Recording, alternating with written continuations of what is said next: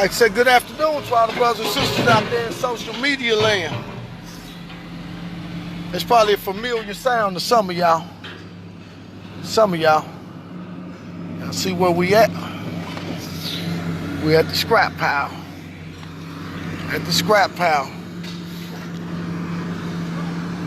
The brothers up there skilled at what they do. I got a nice message coming up. Well, I got my son rolling with me. I'm looking at the site. This is a site of a proud father. Got my son with me. He been working with me. It's his second week working with me. And shoot, man, try to get him to understand that, along with a lot of our other brothers, our young men, is that we need streams. We need streams to be opened up. So I'm gonna let y'all get the chance to meet him. He ain't like a lot of y'all out there that been in the scriptures, that know the scriptures and whatnot. Okay.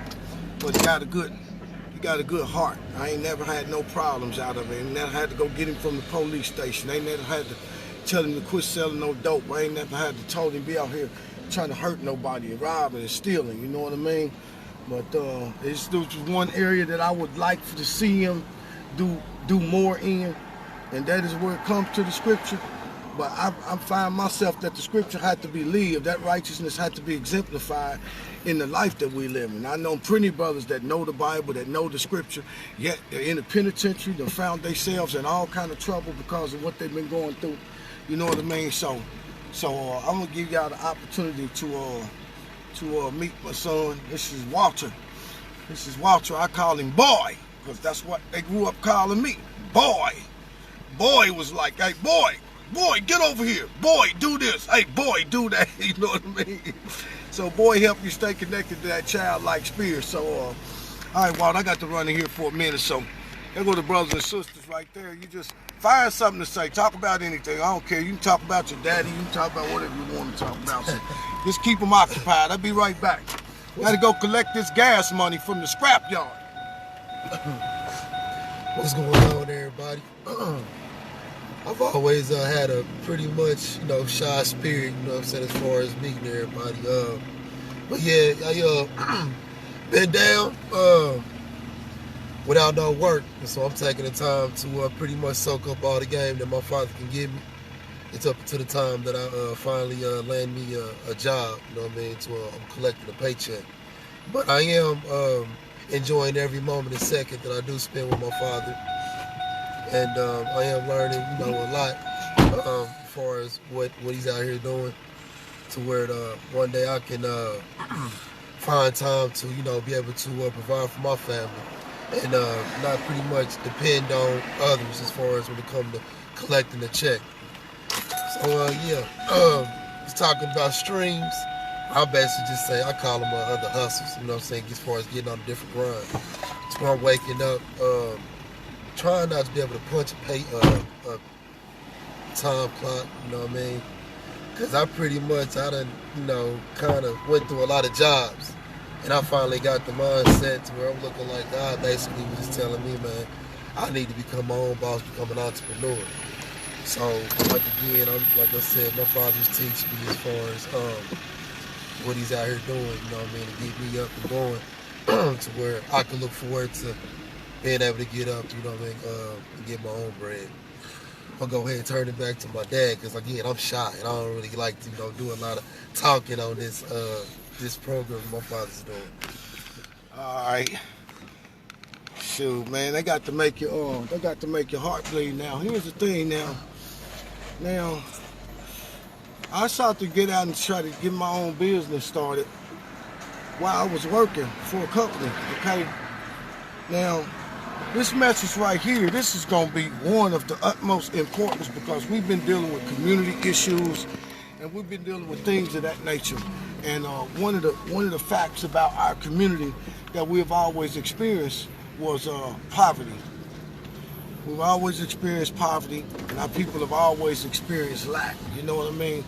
So, not say it in no bad light. When I came up, my cousin used to always tell me, because we come from you know, hustlers and people like that, you know what I mean, that just refuse to go and, you know, work a $8, $9 hour job. So they was always in the street, you know what I mean? They wasn't doing nothing treacherous, robbing, hurting each other. But one of the things my cousin used to tell me, he said, Dick, it's 999 ways to make money, and working ain't one of them.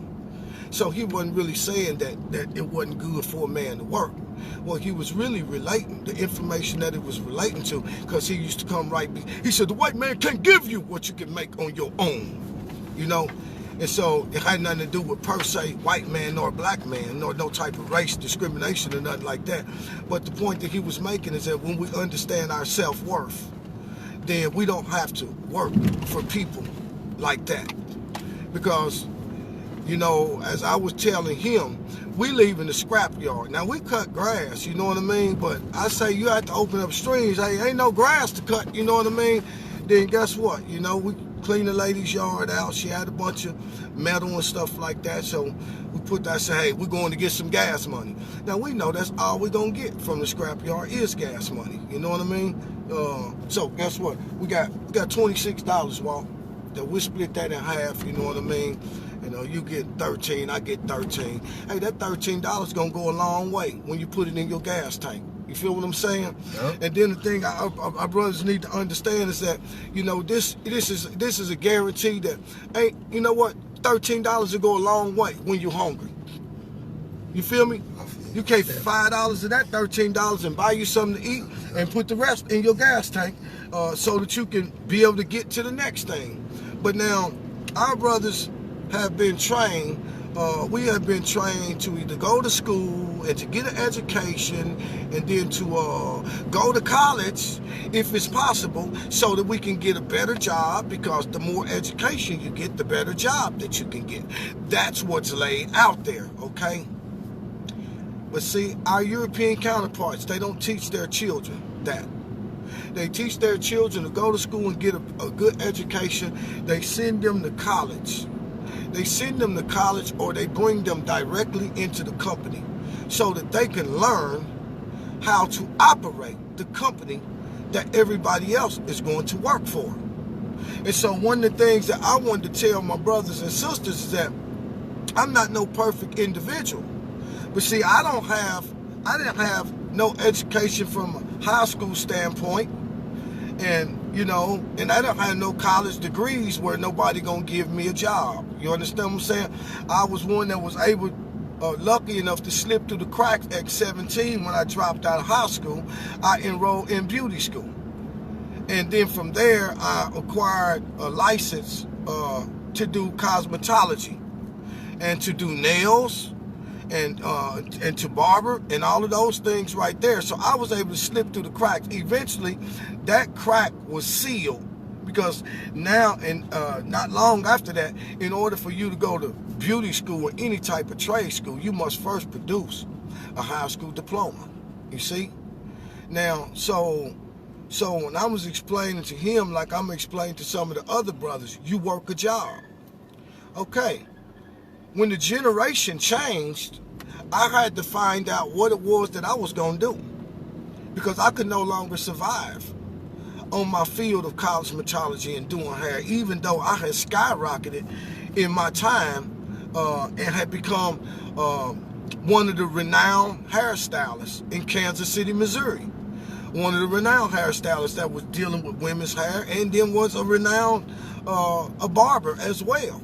But now, as the generation changed, when the quick weave and the hair weave and the spritz and the plastering of hair and all of those things, when those things changed, because they were different from when I came. When I came in, we were dealing purely with our sister's hair. We were cutting hair. We was cutting it and shaping it. And you know what? Had that hair bouncing and you know what? All of that. But now when the generation changed, the whole thing, as the younger people came up, they wanted to do different things, even though some of those things we pioneered, what they call waterfalls. You know, we pioneered that stuff. We pioneered that. I remember when the trick stick came out. You see, before it ever was a flat iron. See, because there was a time that nobody used those Marcel curling irons with the stove. It was all electric. And so before it ever was a flat iron to do what they called ribbon curls or spikes or any of those things, it was a trick stick that came out. It was the first flat iron to where you could really create. And so we called them ribbon curls. Everybody else called them, you know, flat, spiky hairdos or what. But we pioneered those things. And as the hair weave came out, we pioneered hair weave. When I came into the beauty business in the 80s, amongst those top-notch stylists, hair weave was not even out. When hair weave came out, we used hair weave as an aid to aid our sisters who had scalp disorders or maybe had early alopecia, and we used those things as tools so that we could be able to enhance our sisters' you know, beauty, so that they would have the right to be able to feel good about their hair. But as the generation changed and all of those things start changing, you know what I mean? You realize that it's either I got to keep up or I got to catch up. And so I was not prepared to go through that and learn all of that stuff again, knowing that, and then there was a lot of damage done on the entrepreneurial aspect of what it meant to being a professional cosmetologist, because it was a profession. But see, it was a hampering on the entrepreneur. The same way you can't go and just get a prescription drug, you shouldn't be able to get professionally chemical products that the black entrepreneurs in the cosmetology field use. Okay, so our products were professional, but they did a wicked thing so that our professionals could never reach the height of other professionals. They did a wicked thing by allowing the products that were for professional use only to now be made available to anybody on the street. And so through these Asians and these Chinese people, you understand what I'm saying? They would put those products in the shop, and then, you know, people used to have to go to the professional if they wanted to get a curl, if they wanted to get a relaxer, if they wanted to get some hair color. They had to go to the professional in order to do it because the products were not made available. But see, they deliberately destroyed the profession of cosmetology by making those professional products available to anybody. And it's amazing because we were talking about these things back in the early 90s, but the problem is that you couldn't get enough people to collectively come together, because that's one thing that we could have changed. We could have literally filed lawsuits on anybody that sold products on them that said for professional use only. We could have filed lawsuits. We could have shut a lot of those Chinese and Asian places down for selling professional products to people that didn't have a professional license. So there are many things on us that got neglected. And another thing that I wanted to say is that when you do have a job, because I end up going to work for the school district, and this is one I want to tell our young brothers and sisters: don't look at these jobs as though you just going to work. Look at the job as though you're going to learn, because when you become a part of something that's bigger than yourself and you can learn, like let's take an example for the school district for an example. The school district, for an example, is an entity that is bigger than the people that work for it, because it's a statewide thing. Okay, so if you go to work for a company like that, or Ford or something like that, it is bigger than the people that work for it. It's a conglomerate. It's a construct that the world needs, and it's not going to end. So if you go and get a job for one of those places, you don't go with the mindset, brothers and sisters, that I'm just going to work and get a paycheck. You go with the mindset that not only am I going to work to get a paycheck, but I am also going to learn, because what you'll find is you'll find yourself being paid while you work to acquire another profession that you could eventually do on your own. You see? So when I went to the school district, I learned how to be a custodian. You know, I remember a young kid, because I used to try to talk to the kids while I was there. He looked me in my face and said, I don't listen. Ain't no janitor can tell me nothing. Man, I wanted to smack that little punk in his mouth. I just said, I ain't gonna bother that. But see, as them youngsters start checking my files to find out, man, dang, boy, I heard you. You know my mama. You know my auntie. Man, my uncle, boy, he speaks so. See, they'll find out later, but that's what he said, because that was the mindset he had. Ain't no janitor can tell me nothing. But you'll listen to a dope dealer. You'll listen to a pimp. You'll listen to all that. So when I got to the school district, you know what I mean, I said, well, I'm not going to look at it as just work because they ain't paying me nothing. If I look at just what I'm getting paid, I'd be disappointed. So I'm going to go and learn. I'm going to learn. So I learned how to do floors. I learned how to make a floor, a gloss so cold to where you can see your reflection in there. I learned how to strip floors and all of that type of stuff, how to put down floor finish. I learned what it took to make a room or a property or a business. I learned those things while I was running the roto, while I was sliding across the floor in my boots, slipping on stripper. I learned how to do those things for the company that I will work with. And you know, when you get through working and you go in Walmart or you go in the hospital and you look at those floors and you see how great they are, don't you understand that an employee done that? See, an employee done that. But if you look at it just from the standpoint of being an employee, you'll miss the whole thing. That's how you can find yourself working for a company for 20 or 30 years and still not be made it nowhere. But when you readjust your focus and readjust your thinking and say, rather than just going to work for the company, I'm going to learn from the company while I work and while I get paid. And when I do get paid, I'm going to take some of that money that I've learned this skill and start reinvesting in myself. And even though I work for the company, now I am going to become a company within myself. So when I do get finished working for the company, I have acquired a skill from the company that I work for and bought myself the equipment that the same equipment that the company uses, and I'm producing the same job that the company produces because I'm the one that's doing the work that's causing the company's floors to shine like that. And I learned those skills. And right now to this day, I know what equipment to use. I know what products to buy. I will buy and I will use the same equipment that the professional company use because that is how I learn. If I chose to go into that arena or that becomes another stream.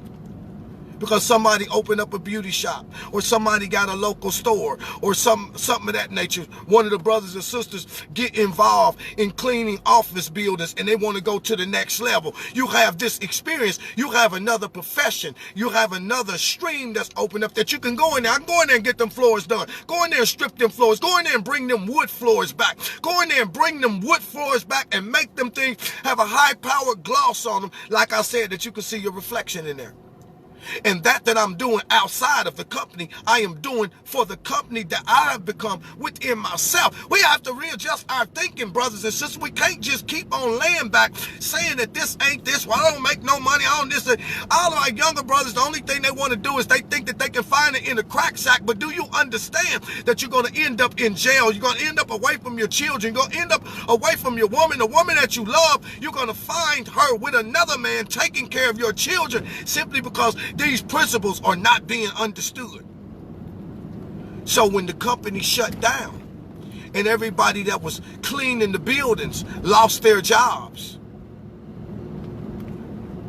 I had found favor because I went there to learn. And one of the bosses said, "You've been such a great worker. Anything we asked you to do, you did it." Why? Because it wasn't about whether it was my job description or not. It was about I was making myself susceptible to learn as much as I could learn, because one day I would use those things in my own life to make my own money.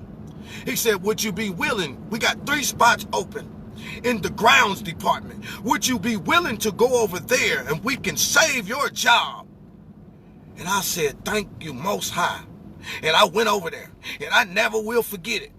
Because coming from a background of being a hairstylist, I went to work in a suit every day. In a suit, in a tie, in a bow tie, clean every day. Now I go to clean the custodians, and they baffle and make fun at me because I don't have a work wardrobe. My work wardrobe, I'm still wearing suits to school, cleaning floors, pushing mops down the hall, emptying trash, and I'm still in my suit. And they say, "Man, how you come to work like this in a suit? Quick on the draw." A wise man studies in what he shall answer. Quick on the draw. How do you come in here to clean buildings and clean toilets and sweep floors and mop floors? How do you come to do that in a suit with dress shoes on? I said, well, being a custodian, we represent the epitome of cleanliness, right? He said, that's right.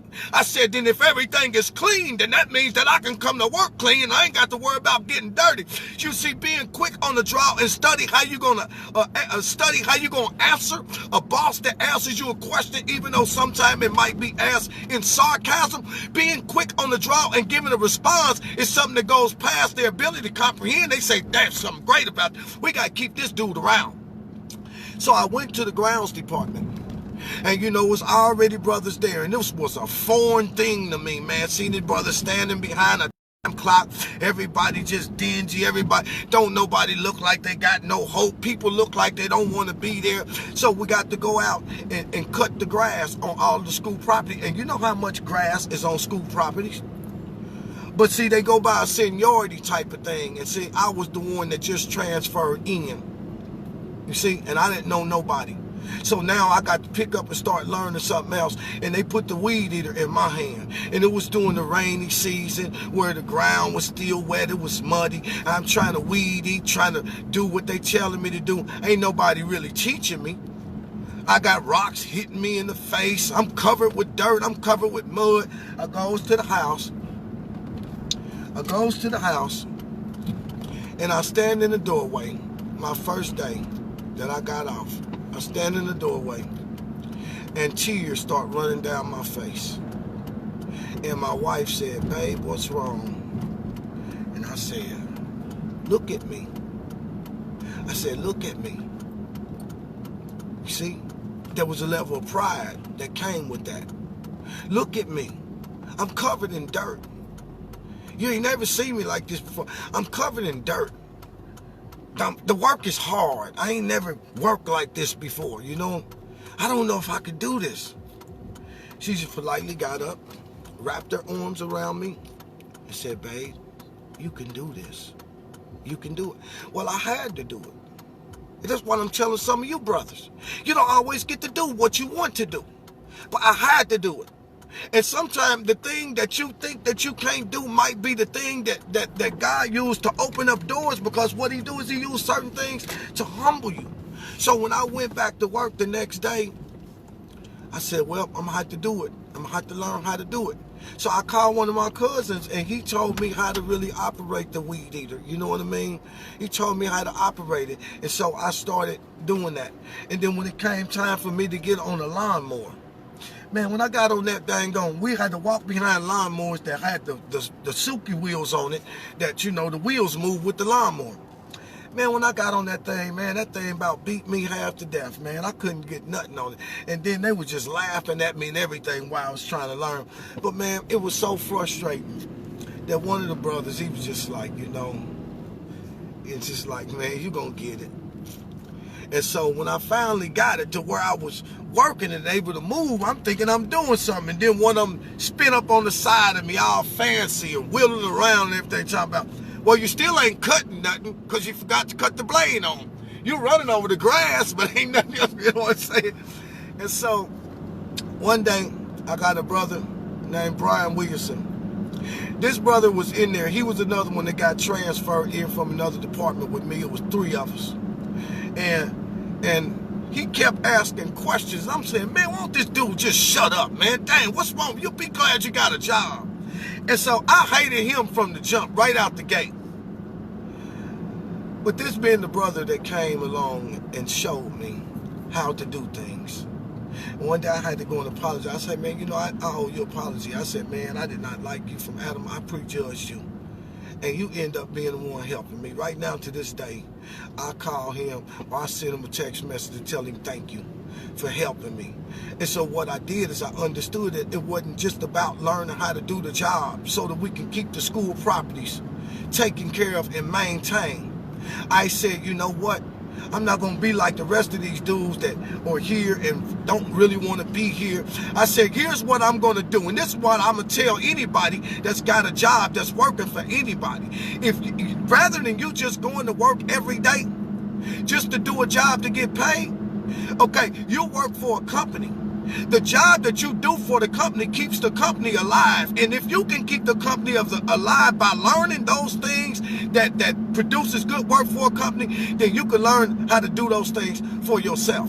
So I said, I'm going to learn how to do everything. So I learned how to work the weed eaters. I learned how to do the lawnmowers. I learned how to ride the lawnmowers. I learned how to run the tractor. I learned how to use chainsaws. I learned how to have the equipment to jump up on a pole and to climb a tree up. I learned how to use ropes to keep a limb from hitting somebody's house. I learned how to do all of those things.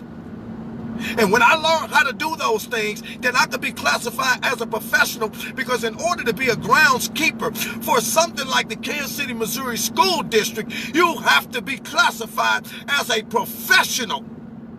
And when I learned how to do those things, it became the next phase, because while I'm getting paid, waiting on $425 to come every 2 weeks because child support is taking money, the student loan is taking 15%, retirement is coming out, insurance is coming out, and by the time 2 weeks go by and I got $425, I can't even pay my rent, I'm still suffering. So that learning of that profession opened up another stream, and every little dime I got, I said, I'm gonna buy me a weed eater, but I ain't gonna buy no any weed eater. I'm gonna buy the same professional equipment that these people are using, so that when I go out on my own, I can do the same professional job that I'm doing for them. I can do that professional job for myself, and I can still go to work for the company. And if I got a few hours to get out of there, now I can go to work for my own company and make me some money that ain't nobody taking my money. Child support can't have it. Uncle Sam can't have it.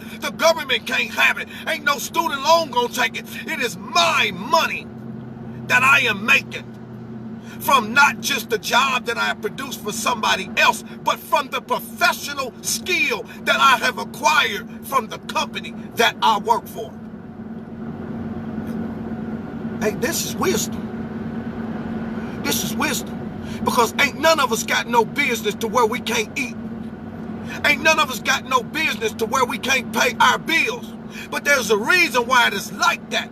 Because there's a blanket that goes over people's eyes that causes them to think that what they do for a company or what they do for their job, they can't do for themselves. See, I can do for myself and still go and get the company's money. You see? Brothers working at Ford plant and things like that.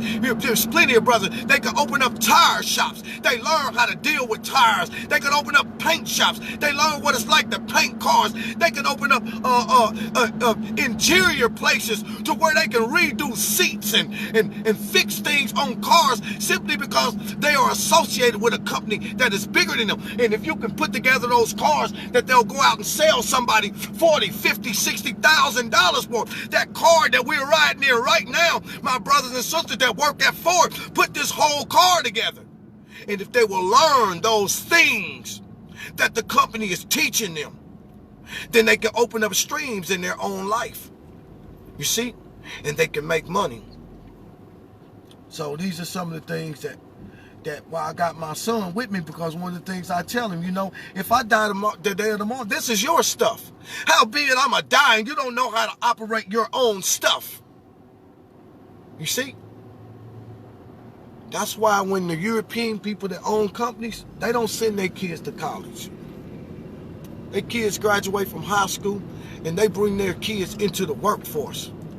And they don't put them on the assembly line, but they put them in a jacket or something like that, and they teach them what's expected of those that are operating the assembly line. What companies that we deal with, what products do we use? And we are the ones that are producing the works. Don't tell me why I don't know what I'm talking about. We start going to the scripture. He that is among you that would desire to be great, let him become the servant of all. You see, when you get dug in and you learn how to serve, you understand that these companies, they are only in existence because of the people that go to work every day and serve the company. And by that standard, they are the great ones in the world. But the company don't tell you that you are the great one.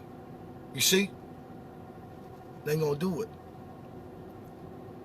So we want our brothers and sisters to understand that these are some simplistic principles, that we must get these things down. We must find a way to stop our brothers. See, we got brothers that come right out of jail and go right back into the streets looking for some dope to sell. Are you fool? Are you a fool? Are you a fool? What did you learn from being in prison? Many of the brothers have went into prison and learned skills, because the prison industry is responsible for making a vast majority of the products that are in Walmart and in your local stores. You mean to tell me you went all the way to prison, you let them pay you $7 a month to do this? But see, the thing is, they never looked at it from the standpoint of acquiring the skill that when I come out, I know ain't nobody gonna hire me because I'm a felon. So now I got to go find somebody that's gonna give me a crack sack, or front me a package so I can do this. Are you a fool? Why don't you take the job that you was doing in prison, making $7 a month, and come out here with that understanding of that particular job? Find somebody that'll help you, get you some tools and get you some equipment, and do the same job that they paid you $7 a month, and make $25, $30, $50 an hour out here for yourself. Ain't nobody gonna give me $15 an hour. Do you know how much money I can make in an hour if you leave me alone to my skills? If you leave me alone to some lawn equipment, you leave me alone to some floor equipment, you leave me alone to some beauty shop equipment, you leave me alone to all the different things that I learned how to do at the hands of other people, you gonna tell me in an hour's time I'm gonna make, look, please, I'm gonna make $150 in 15 minutes. Now I got another 15 minutes in that hour. I got another. See, I got another in that hour. What you make in a day, I'm gonna make 3-4 times that in a day. And you can do the same thing, but it just depends on where your mindset is. Because them prisons, they gonna keep on going. So that's what we looking at, and these are some important things while we talking about community building. If we can get our people out of poverty, that's what's gonna happen. But the way you get out of poverty is service. In the multitude of doing business, dreams come. So while you're out there, you might start with a weed eater like I did. But while you're out there weed eating in the hot sun, in the multitude of doing business, God will give you dreams. And he say, you know what? I know to make my job easier, I can't keep cutting grass with this weed eater. I need to find a way to get me a lawnmower. And now I got a push lawnmower and a weed eater. And the job then got a little bit simplified, but it's still rough because I can't keep pushing this lawnmower all over this place. And this lawnmower getting heavy. These heels is killing me. And in the multitude of doing business, dreams come. Man, it would be nice. You're going to get your riding lawnmower. Save your money. Prioritize what you're doing. And next thing you know, you got a riding lawnmower. See, as long as you're busy, dreams will keep coming. The dreams are coming to enhance the work that you're doing. When your work is enhanced and when you do a good job, it's when you get skilled and good at something and you love to do it, then money comes automatically. Being in poverty is a choice that people make. And I'm not just going to say there's a choice that people make, because everybody don't have access to the information. And everybody don't have people around them that's willing to teach them. And that's why it's so important for brothers and sisters that are doing things to quit leaving the community. When the Bible told you to be fruitful and multiply, when you leave, you can't be fruitful and multiply. To be fruitful and multiply means to be profitable. To be profitable means to tell whatever it is that I know, teach somebody else how to do it. Show somebody else how to do it. Show somebody else how to do what you're doing. Just like the brothers that I get. There's plenty of brothers that we can find on the corner that we would love to teach. Let me show you how to run this lawnmower. Let me show you how to operate this equipment. Let me show you how to deal. Let me show you where the scrap yard is so you don't have to be out here begging nobody for nothing to eat. Let me show you these things. But many brothers don't want. So, those that can, then that's what we're going to do. So I want to tell all of my brothers and sisters, don't ever look at your job as though it's a dead-end job. Because it's only a dead-end job if you're not looking at it from the standpoint. Do you think your job is a dead-end job from the standpoint of a company? I didn't think so, because the company been there 50 years, 100 years. So it can't be a dead-end job. Not from the standpoint of the company, it ain't a dead-end job. You see? And if you look at it from the standpoint of learning, then you'll see something different. You see? Then you'll see that your company ain't a dead-end job. Your company, because these companies that I work for, they wasn't dead-end jobs. There was only dead-end jobs when I look at that company to be my everything as it relates to the things that I would achieve or not achieve in my life. It will become a dead-end job right there, because that's not what the company is designed to do. It's not designed to do that. But when I start looking at the company from the standpoint of learning everything that the company has to offer, oh man, what once was a dead-end job became a lifeline. You see? It became a lifeline. Let us teach our children. Let us teach our brothers and sisters. So you go to work every day. You know what, don't you understand? That you can come home and teach your children? Instead of sending them to college, you can teach your children everything that you learn from that company. And man, you know what? Instead of your children going to work for the same company, then they can come out and, you know, do something different. What's up, Jay Book? Man, I know you got my text. What text? The text do I apologize to you, nigga. Apologize to me for what? About disappointing you, man. Oh, man, you ain't disappointing me, Jay Boogie. You know what I'm saying? I'm just trying to make some moves. Man, I ain't mad at you, man. Hey, man, hop in here for a minute. Oh, okay. Yeah, I ain't mad at you here, because I was just sitting there doing the video. Now, y'all know that's my young king. That's my young king, Jason, right there, you know. Now, Jason's feeling kind of bad. He talking about he didn't apologize for me because, you know, he ain't been working with me here lately. But everything is for a season, because that's what I'm talking about. You learn everything that you was going to learn from me. Should you ever decide to go into this field of work, you know everything it is. You know everything that you need to know to make a property. You know, you can't put your life on hold by working for people all of your life. At some point or another, you have to allow your own dreams to flourish and start coming to fruition. But the thing that I always want you to understand is that you can always use what you learn from me, because you are a professional. You can always use that as a stream to become fuel, to fuel your dreams. You understand what I'm saying? So you don't owe me no apology. You thank the Most High, because I thank the Most High for you. My thing was you know, I know sometimes you rely on me, you know what I'm saying? And, you know, we rely on each other, I'm going to put it like that. Yeah. But, you know, with all the stuff I was trying to do, it just took up so much of my time. Man, and I you don't felt bad owe about nobody. letting you down, Don't feel you know bad, because you ain't let me down. Because don't you understand that the Most High got an appointed time for things? He said, well, okay, Jason's time is up. He going to do what he going to do. But here, I got something that's going to, because this was the time that Walt was right there available with nothing to do. And it's a time for him to learn the same thing that you learned. Time for him. He done got fussed at like you got fussed at, hollered at like you got hollered at. He done been down through the ringer about what the truck looked like. He been beat up, but you know what? This is what it is. Because we're learning. You know what I mean? You can't never forget what you learn. And that's what just so happened that you would pop up while we was doing this video dealing with our young brothers about, you know what? You know, you take those things that you learn, and then you go into your life and you multiply those things. And even if you're going into a different arena or a different area, you can always use those things that you have learned. So you ain't never got to be found starving. Because we're talking about how our people going to stay out of poverty. How our people going to get out of poverty.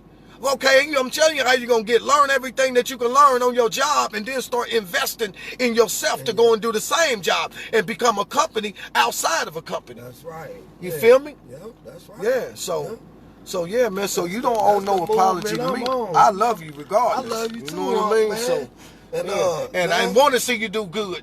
So, man, I'm about to text you my number. I got a phone. All praises to the All praises to the Most. All praises to the Most High. Okay. I just dropped off 144 shirts. I'm about to go and drop this dude about 500 shirts. That's what's up. That's what's up, Jay Boogie. That's what's up. I got one for you. I'll be out there in a minute. I'm gonna cut Cap's grass. Oh yeah. Oh yeah. So I was on the news. Oh, that's cold. Let's check that out. That's cold. See, this is what Jay Boogie do. He been with me the whole time. You know what I mean?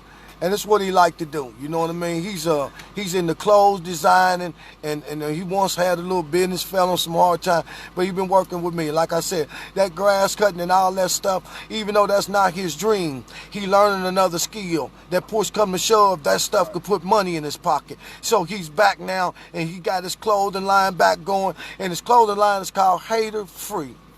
Forever. Doing it forever. Hater free. That's sweet. That's sweet, boy. That's what's up. I'm gonna get Yep. you one. Oh, yeah. I got you a package coming. All right. Don't you worry about it. Okay. I got you one. All right. All right. Yep. You see what I'm talking about? You see what I'm talking about? So when we want to start seeing our community change, we have to understand that a major part of that is going to be in our own hands. A major part of that. And I'm just thankful for the people that was in my life that taught me those things at an early age and taught me that I could make my own money.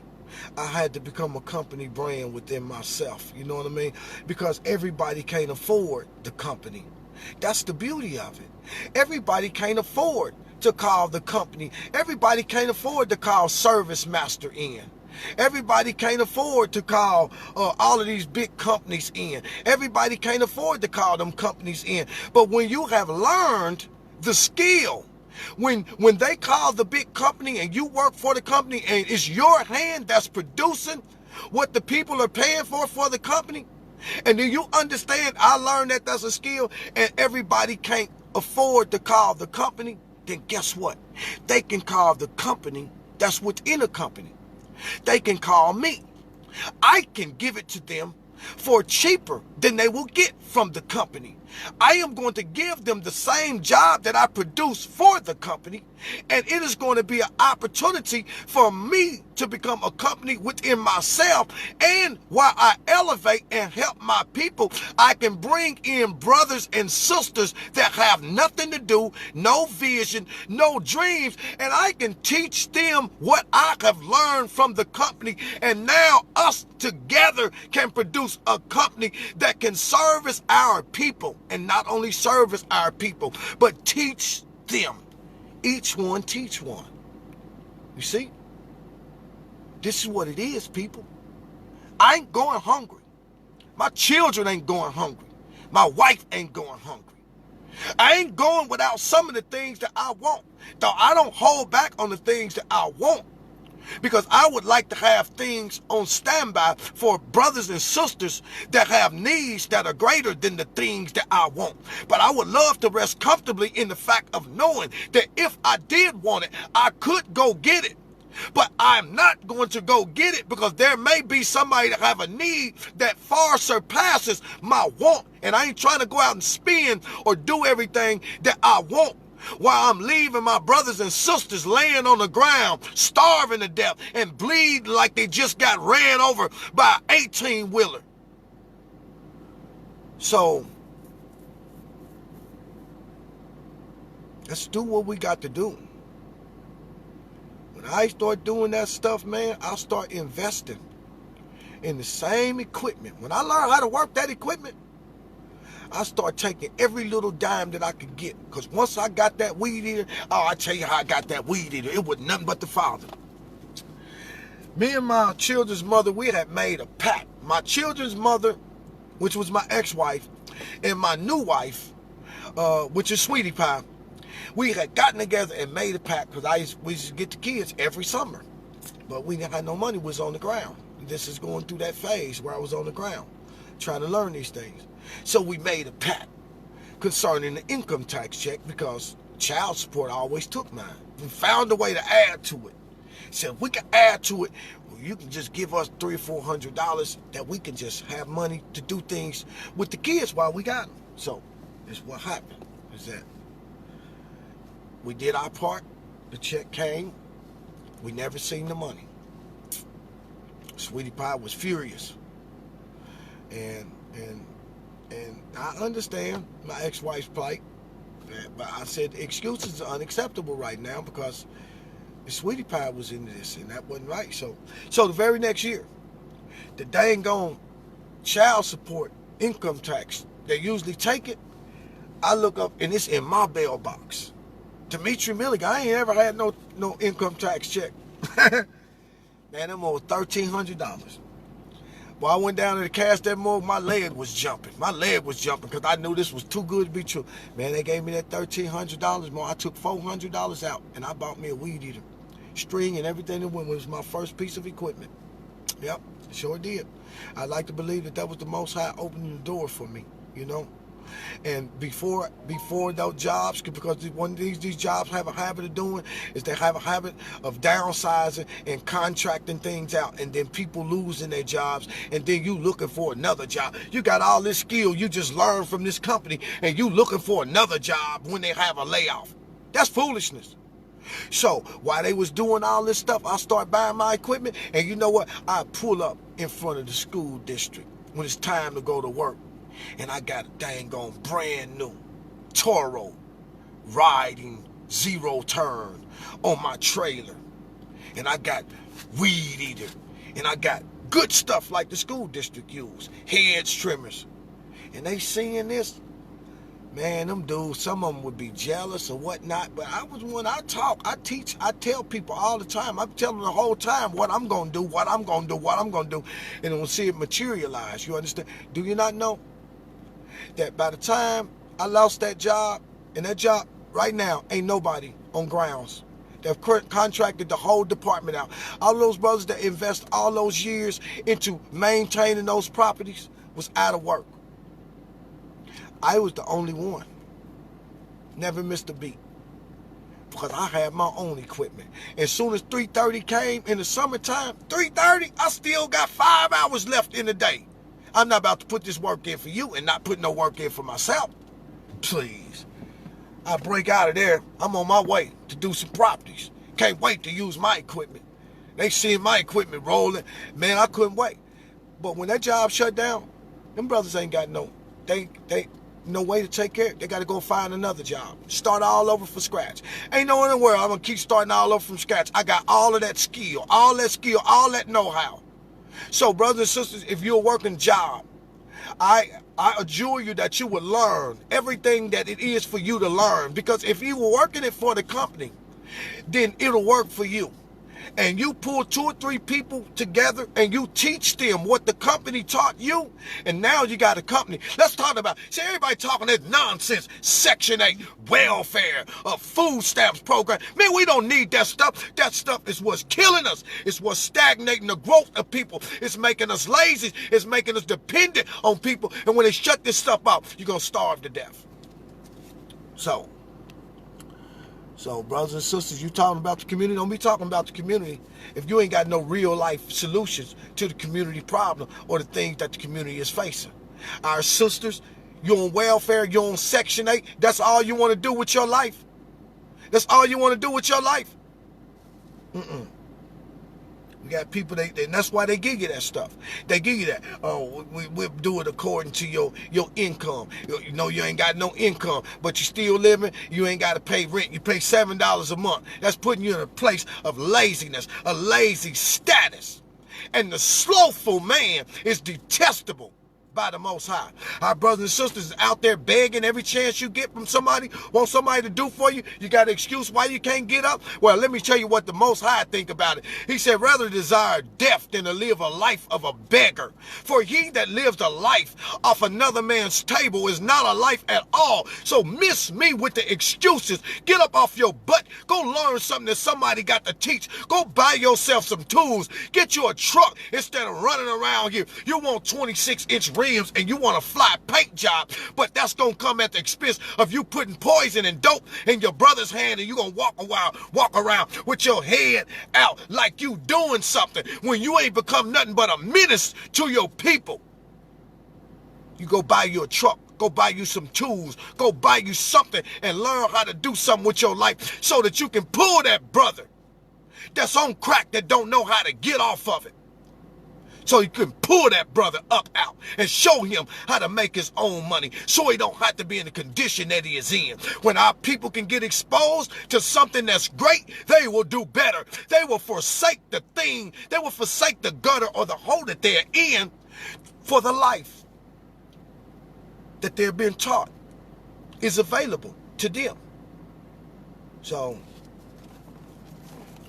we're about to get out. I'm about to get out here and push this lawnmower around. I got the riding lawnmowers and all of that stuff, but every now and then the Most High said, you know what? All that fancy stuff that caused you to have it with ease, you just leave that stuff right at home. Today you're going to go out and you're going to push your lawnmower out. You're going to push your lawnmower around. You're going to work hard. You're going to remember what it was like when you started. So that's what it is. Walt, you got any last words you want to share with your brothers and sisters? I mean, you just said it all, Daddy. Shoot, I was sitting over here agreeing to exactly everything that you were saying. But back like you were just talking about, you were saying as far as working for another person to learn, you gotta look at as far as like, what's that? What you call it? When you trying to go pick up a trade? Apprenticeship. Yeah, look at it just like that, in that standpoint. And so, I'm gonna pretty much, keep that mindset when I do start this job at Ford. I'm gonna learn, what I'm saying, as far as working on the cars. That ain't gonna be nothing I want to do. What I really want to do is what I'm doing with my father now, because it's something that I know that I can acquire the skills, and I'm pretty much getting trained up to where I know this is what I know that I feel good at doing, because I'm by myself. I'm able to get peace of quiet, the solitude and everything, and then just being outside, enjoying the fresh air. I mean, this is what I want. So I'm going to pretty much work on what I got, and that's pretty much it. Yep, I just want you to go in there and learn, because you can learn everything. Ford has a lot of opportunities. It's bigger than the individuals that work there, and because it's a conglomerate, a corporation, there are many things that can be learned while you're there. You know what I mean? There's no limitations to the thing. You can learn how to paint cars. You can learn how to, like I said, all those different departments. They are things that they will teach you that will make you become a professional. And when you become a professional, it just simply means that you know your business. So what it does is it creates different streams that you can go into and make money. You know what I mean? And even though this what I do, you're learning how to do this already. You will always know how to do this. You understand what I'm saying? Yeah. Some things that we learn how to do, they can become things for us to fall back on. They can become a security blanket to ensure that I never find myself in a bad situation to where I can't get out. It may not be something that I particularly do on a daily basis, but learning the skill and acquiring the trade is something that I know, okay, I can make money right here. Let me just go buy these little things that I need. I tell you something else. My cousin always coming up with ways to make money. The one that told me it was 999 ways to make money. He said, Dick, man, you know what? I'll tell you one thing that you can do during your slow time. That's one thing I'm going to consider when this season is up. He said, man, you can go around, man. You can make $150 painting porches. He said, only thing you need is a 5-gallon bucket of paint, your rollers and everything. He said, and you can go out and you can paint people's porches and make $150 painting somebody's porch in about 35, 40 minutes, an hour. He said, you can do that. He said, because you'd be surprised. When you look at all of these houses and everything, you'll be surprised how many people would agree to have their porch painted. That's war. That's looking war, you know. He said, you ain't doing nothing to no house, no nothing. You just painting the porch and the steps or whatever it is. I was like, man, you know what? That's cold. He said, man, you'll be surprised how much money that you can make. He said, if you can make money boarding up houses, boarding up old apartment buildings, boarding up things. He said, don't you understand that the city will pay people money to go out and put boards on the windows of abandoned houses? You see, there are all types of ways for us to make money, but we have to be conscious of it, you see? And those brothers and sisters that seem like they can't make money no other way other than selling dope, we have to help them to understand that that is a lie from the pits of hell. We have to help them to understand that. And this is like a whole lot of things that, you see, the dope dealers, they ain't got no problem teaching the next generation, teaching the young kids how to sell dope. Oh, they'll teach them in a minute. Drop them a sack, tell them what to do, show them how to cook it, show them how to chop it, tell them where to hang out, who to sell it to, who the best customers is. Oh, they'll take the time with them and to teach them everything that they need to know about dope. We have to find a way to teach them the things that we know about walking in righteousness and doing things the right way. So, with that being said, I see that sometimes some of these messages don't get the same response as others. But we had quite a few brothers and sisters on this, and I hope there's something that's said in there. Somebody shared this video. Facebook killed the last one. But we're going to come back. We're going to come back and see some videos when Facebook kill them. Those that miss, if it get missed, it just missed. Sometimes God snatched that and said, nope, I don't want that out there. It ain't time for that. And so he allowed things to happen because he already know what they're going to do. But, man, there was some great stuff that was spoken in that last video. And when I start watching it, you called me. It wasn't your fault, but you called me. And that was just enough.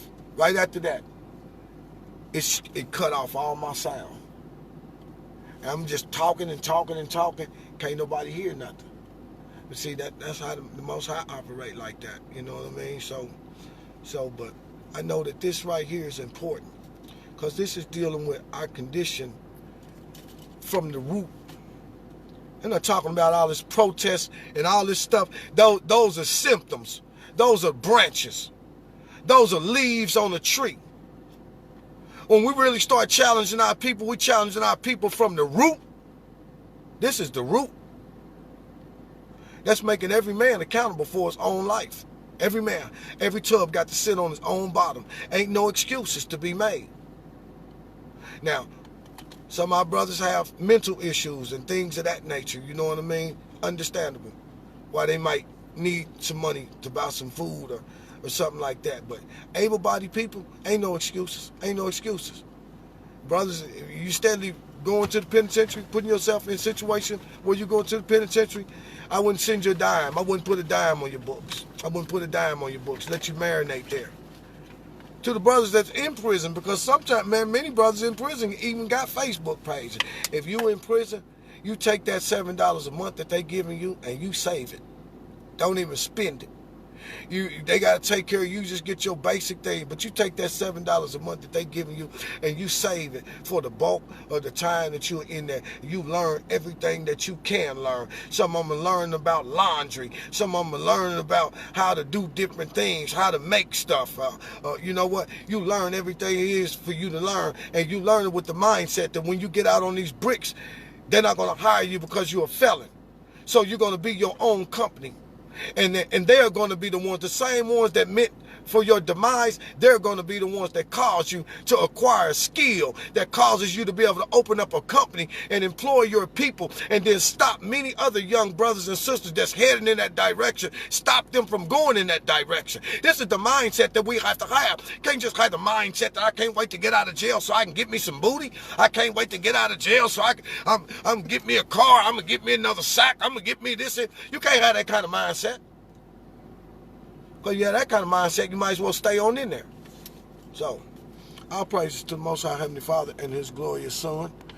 I hope everybody have a wonderful day. May the Most High's peace and blessings rest upon you. I'd like to give a shout out to my big cousin Edsel Taylor, who have taught me everything that I needed to know as a young man to be able to survive, without the assistance of other people. Taught me those things as a young man.